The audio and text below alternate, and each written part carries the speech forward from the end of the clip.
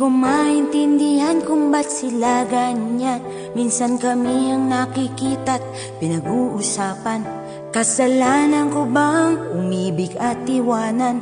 Magkaroon ng anak na tangi naming yaman. Lahat na yata ng hirap ay ginawa ko. Naging tindera na ako ng pirated sa kanto.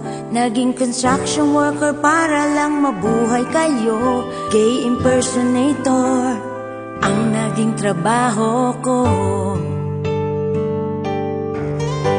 Kahirap talagang maging isang ina.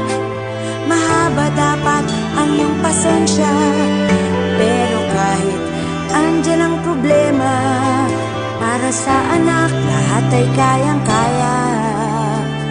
Dahil ako ang tanging ina nyo na nagpapalit ng diapers nung bata pa kayo.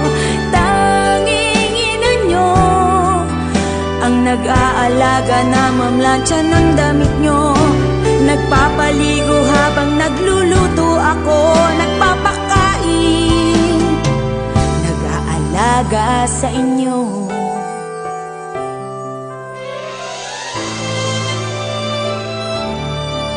Kinabukasan nyo ang laging iniisip ko. Ang mapag-aral kayo hanggang sa kolehiyo. Magtinda man ako ng gulay, isda at sago, chicharon at balot ay gagawin ko. At kahit na marami sa ating umaalipusta, sabihin man nilang lahat ang gusto nila.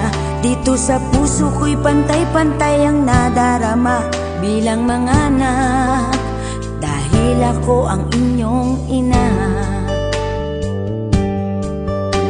Kahirap talaga kapag nag-iisa. Responsibilidad mo'y di basta-basta.